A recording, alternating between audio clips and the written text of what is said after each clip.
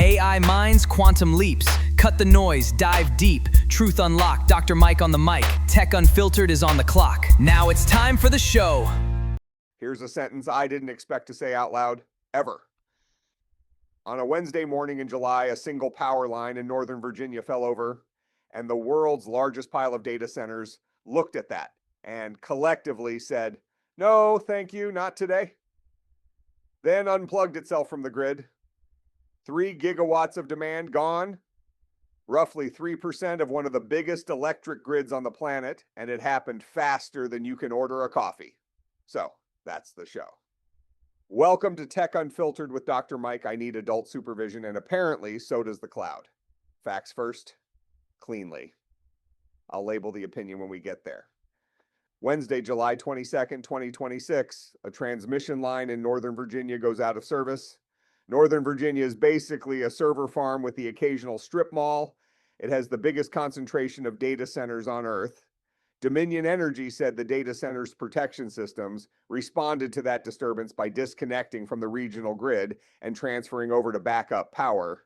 Reuters reported that PJM Interconnection, which is the regional grid operator serving about 67 million people from the Washington area out toward Chicago, recorded more than 3 gigawatts of demand going offline. That's about 3% of their total load at the time. Reuters reported the disturbance changed grid frequency but caused no impact to PJM reliability. There was no regional blackout. The system stabilized. Okay, but it wasn't invisible either. The chief executive of a company called Ting Labs, Bob Marshall, said the company's network of roughly 1.4 million plug-in electrical sensors picked up voltage disturbances running up the eastern United States and as far west as Chicago. Customers in Northern Virginia reported flickering lights and weird noises out of their air conditioners and refrigerators. Marshall said this event took about 10 minutes to fully settle. TechCrunch reconstructed the sequence from PJM's operational data. According to that analysis, about 3.1 gigawatts of data center load vanished in roughly 30 seconds. Then more load came off after that.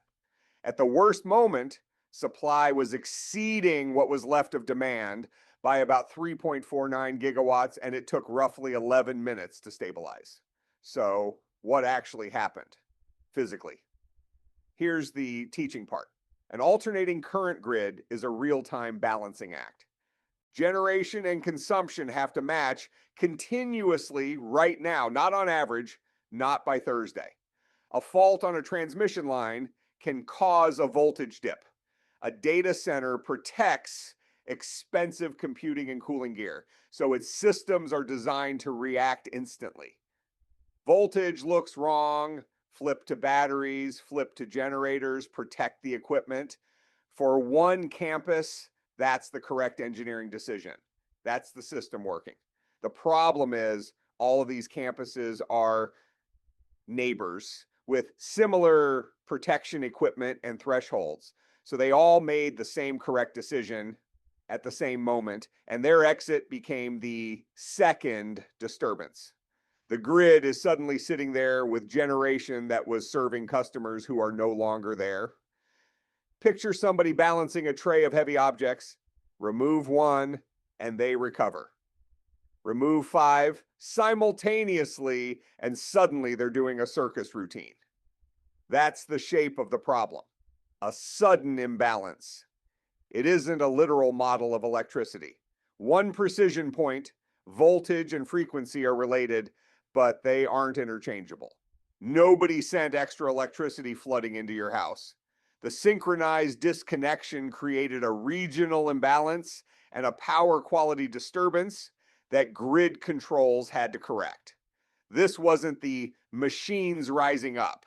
Conventional electrical protection and transfer equipment did what it was told. AI matters because it is driving demand this large and concentrated. The engineering lesson is a coordination problem, and it's a beautiful one, frankly. Every single local decision was rational. The aggregate was a mess. Is this a one-off? Reported context, not my opinion. TechCrunch says the July event was about twice the size of a similar PJM event back in 2024. when roughly 60 data centers dropped off almost simultaneously and took about 1.5 gigawatts with them. TechCrunch, citing Synapse Energy Economics, says data centers were about 6% of PJM's load in 2024 and could reach roughly 24% by 2040. That's a projection. Projections are guesses wearing a nice suit. Zoom out. A Harvard Belfer Center report from April of 2026 says United States data center electricity use went from just under 2% of national demand in 2018 to about 4.4% in 2023, and cites projections of somewhere between 6.7 and 12% by 2028. Individual AI data centers can exceed a gigawatt, one building, city scale, and they cluster because they all want the same three things: power, fiber, and low latency. The report's real conclusion isn't about doom, it's about plumbing. Existing grid planning and cost recovery systems are straining. There are escalating fights over who pays for transmission upgrades, and governance has to get coordinated across utilities, grid operators, state regulators, and local governments. It also notes roughly $6 billion in high voltage upgrades for Virginia, while Dominion anticipated 27 gigawatts of new generation by 2039. Those totals are not all AI. Plants retire, ordinary demand grows, and electrification matters too. So how do you fix the operational piece? 4 buckets, all reported proposals. 1, coordinate the timing. Ali Zain Badnatwala of Ontario's independent electricity system operator told TechCrunch that neighboring large loads need ways to disconnect and reconnect in sequence instead of all together. The goal isn't to ignore unsafe voltage. It's to prevent identical settings from causing a synchronized multi-gigawatt step change. 2, ride through. TechCrunch described a proposal from a company called ON.Energy to put batteries and power conversion gear at the campus level so the whole campus can absorb a short disturbance and remain a stable load. The company said it is installing a total of 3 gigawatts of that equipment across 4 campuses. That's their claim about planned and ongoing installs, not verified field performance during an event like this one. Which raises my favorite technology question. Who checks the vendor's homework? 3, operating rules. Belfer describes Texas reforms that let ERCOT study sudden large load losses, require mitigation, stage connections, and require emergency curtailment capability. TechCrunch separately reported ERCOT plans to require large loads to ride through disturbances. 4, connection and cost rules. In June of 2026, the Federal Energy Regulatory Commission unanimously directed 6 regional grid operators to justify or reform their tariffs for hooking up data centers and other large loads. FERC framed it as faster but orderly connection, protecting reliability and ratepayers. The Associated Press reported the order leaves states in control of retail rates, terms, and conditions. And the real question was never just speed. It's what technical obligations, financial guarantees, flexibility commitments, and cost responsibility ride along with that speed. Okay, editorial. This is me now. 3 things you can actually feel. Power quality in your house, and to be clear, a fridge making a strange noise is evidence of a voltage disturbance, not proof your fridge is damaged. Reliability risk, as these concentrated loads keep growing. And your bill, when the upgrades get socialized across everybody.